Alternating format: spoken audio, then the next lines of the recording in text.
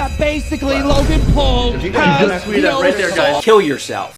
G'day guys, how you going? Adrian here once again. Be sure to subscribe if you're new. Smash the like if you're not new. Drama, gossip, beef, whatever you want to call it. Today I'm spilling the tea. That's right. I know all the young people words. I'm still young, I'm still cool. Do people still do that old dab? Is that still? Now, gossip and drama is something that traditional mainstream media really capitalized on back in the day. You've got like women's magazines, you've got TV shows, TMZ for example, which is now almost at 200 episodes. YouTube sort of just copies traditional media. They seem to follow like the same trajectory. Now, there's all different kinds of drama and gossip. The first is a real kind of on the nose, like mouth breathing, targeted at teenagers YouTube drama. You got cunts like Keemstar, Rice Gum of course, and just this whole diss track culture. And then you've got this more like mature type of drama. Aged beef, Wagyu, Angus masquerades itself as being more mature. It's more like criticism. In the case of someone like iDubbbz and his Content Cop series, which is a great series, I really enjoy it, but let's be honest, people are watching it because it's drama, it's gossip. Oh, it's like a fucking refined,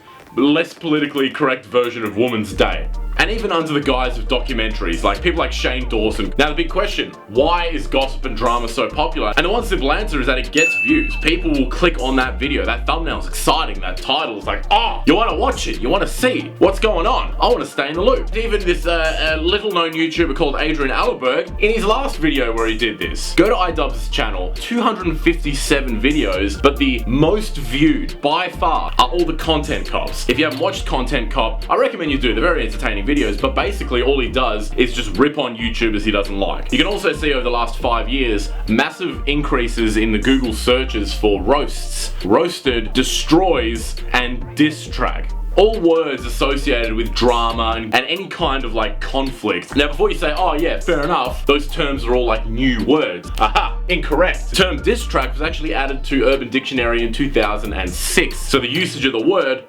increases as the phenomenon itself increases. So then I pose the question, why do we love beef so much? This is a cooking channel now. Why beef over lamb? Why do people love drama so much? Quite simply, drama makes a boring life a little bit more interesting. Like, you can create a significant and interesting life, or you could just talk shit about someone. You can fucking, it's like that metaphor where it's like there's two ways of having the biggest building in the city. You can either build the biggest building, or you can just destroy everybody else's building. It's also a lot to do with power. When I find people who gossip and talk shit a lot, they're always working some menial shit job and they're unhappy with their position, and so they sort of spend their days gaining the little bits of power that they can. It's like I'm a shitty factory worker and I hate Janet from reception, okay? She's a fucking bitch. So instead of like solving the problem with Janet, I'm just gonna get all my co-workers to collectively hate Janet with me. Now to understand this all better, I think it's important that we again look at the science. And I'd like to bring up a study from 2016 by Frankowski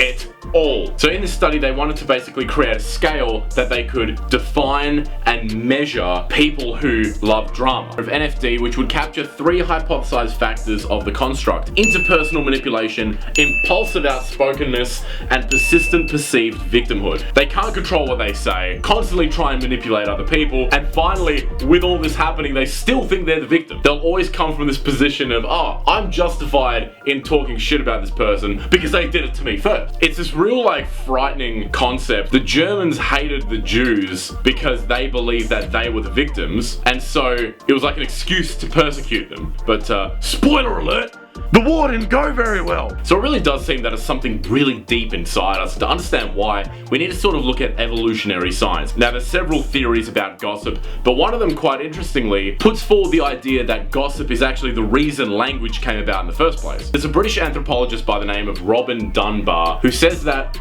as apes and chimpanzees would do social bonding by like grooming one another, so they'd pick like nits and shit off, and so humans lived in tribes of like 150 people, and it was just impossible to communicate via fucking picking nits with every single person in that massive tribe, and so they used verbal communication. And so he believes that language developed as this sort of need to stay in touch and understand what's going on with our friends and family.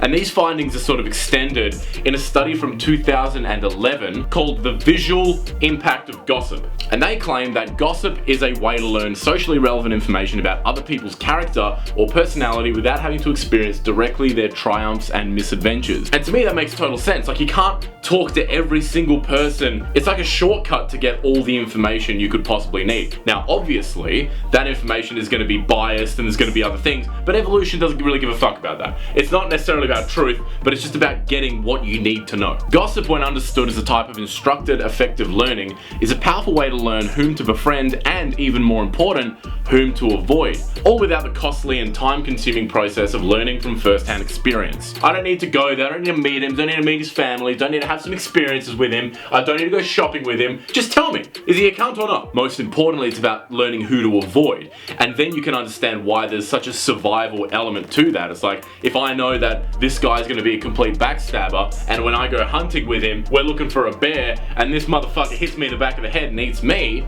I wanna know. Now, why I love this study and why I mention it, why it really juices me up, is because it demonstrates just how sensitive we are to negative information and how much it can actually change our perception. So in this study, they got a group of people who were shown a neutral face paired with a statement. Now those statements were split into social and non-social, then further into negative, neutral, or positive. Like, you'd have a picture of this chick, and beneath her face it would say, "Drew the curtains in the room." Really not that important statements, but then there was one with a picture of this chubby fucker which said, "Threw a chair at his classmate." This guy was portrayed in a very negative way. Then what they did is got everyone to participate in what's called a binocular rivalry task. Binocular rivalry occurs in images like this one, where there are two images present. What'll happen is that each image will fight for sort of dominance. So you'll see one for a few seconds, then you'll shift to the other, then you'll shift back, and you'll shift to the other. Now in this task, the participants were shown one of the faces in one eye and a picture of a house in the other eye, and they measured how long each image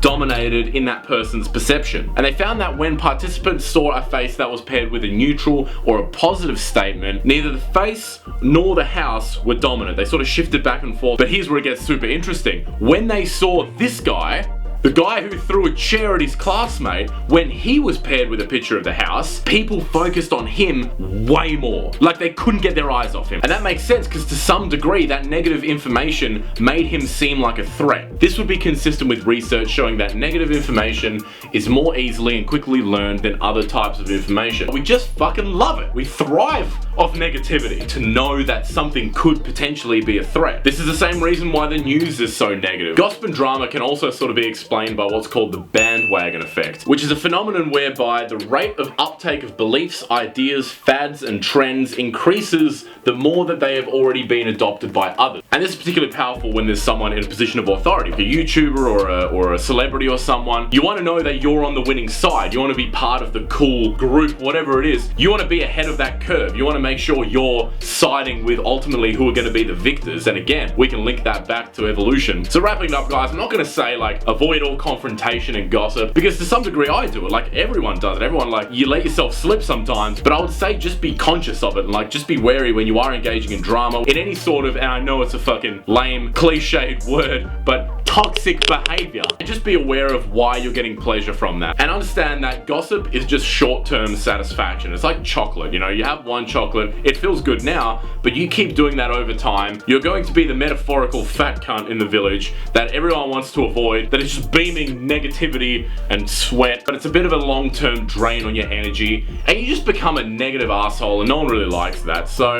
enjoy in moderation is probably what I would say, the theme at the end of this video. And also remember that anyone who gossips to you is almost definitely gossiping about you to someone else. Don't be the gossip cunt. So that brings us to the end. Thank you very much for watching. Hope you learned a thing or two. Hope we had a couple laughs. I think we did. Tune in this Sunday for Sunday Night Live, and we've got a new video coming next week. So until then, arrivederci, bonjour spaghetti, and I'll see you later. Thank you. Good night.